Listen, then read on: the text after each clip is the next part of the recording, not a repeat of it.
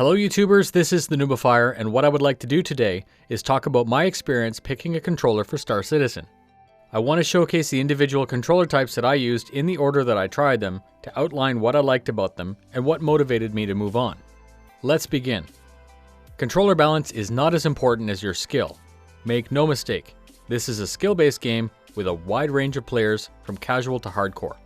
The future of the persistent universe will offer the player a wide range of gameplay, and I believe the majority of it will be fairly easy to enjoy. When playing in Battle Royale, you're more likely to find those players who spend the hours working on their skill. If you're interested in judging your current skill, the PvP arena is a good place to start. It can be humbling and frustrating, but if you put some time in there, you're going to become better, faster.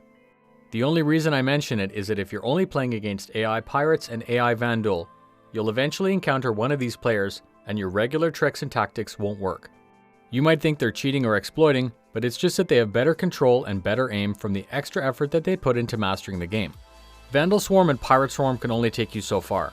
They're fantastic places to get used to flight, aim marks, and systems, but they're not a good stadia for skill.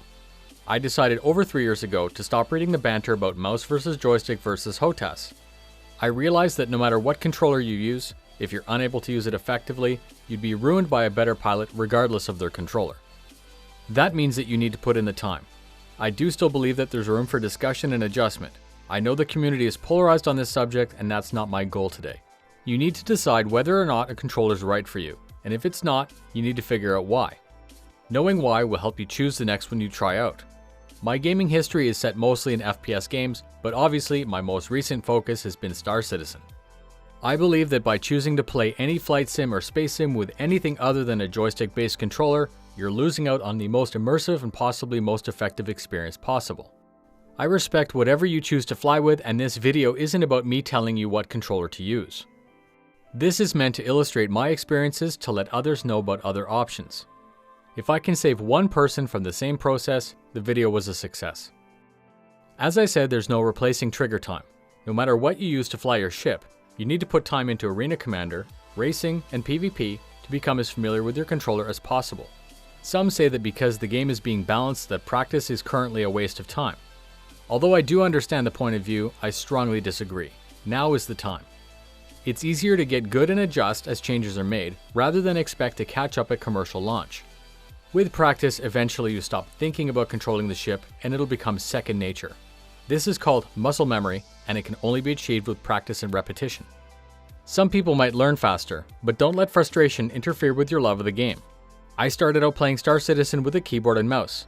The controller model is actually fantastic for several reasons. It's simple, costs nothing, and takes up no extra desk space. It's sometimes perceived as an unfair advantage by some in the community because of its precise point-and-click ability to track a target. By adjusting the DPI, you can find that sweet spot and become very effective at maneuvering your ship and aiming weapons. Another big bonus is that you won't need to change controllers when transitioning out of the pilot's chair. I noticed early that I had reached a skill plateau where I was unable to improve. The simplistic on-off control scheme of the keyboard was preventing that improvement. I started to look elsewhere, and I knew that I could simply return if I didn't find what I was looking for. When I started testing a game controller, I immediately noticed that I could achieve a much quicker turn, plus the controller felt more familiar to me.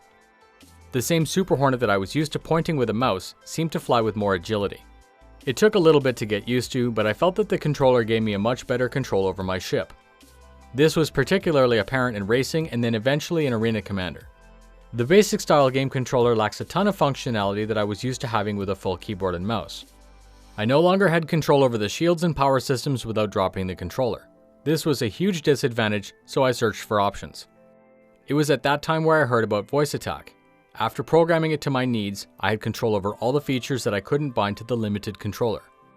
I was once again able to play without needing to drop the controller. With this configuration, I always flew fixed weapons and never had any issues killing AI. PvP was a much better test of my skill. Players always offer a much better challenge. The player ships always have full hit points, and the pilots do things that no AI would ever do. I was torn between fixed and gimbaled weapons. Not wanting to go back to mouse, I decided to test out Track IR. Track IR lets you control the view and aim weapons just by tilting your head. Apache gunners use a very similar arrangement where their head is slave to the 30mm. After a short learning curve, this proved to be very competitive. I had the ability to aim gimbaled weapons, plus the full control over the ship that I'd become used to. We lost track IR support, and with it, my ability to look around and aim.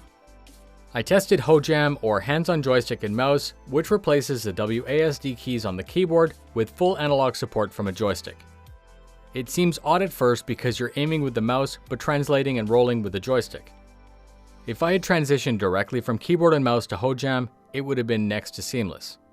This is when CIG updated the weapons and hardpoints on all ships. It would now cost a size step to use gimbaled weapons. I worked on both fixed and gimbaled flight, eventually deciding that the higher damage of larger weapons worked better for me. With fixed weapons, HoJam made no sense, so I decided to invest in a HOTAS Warthog.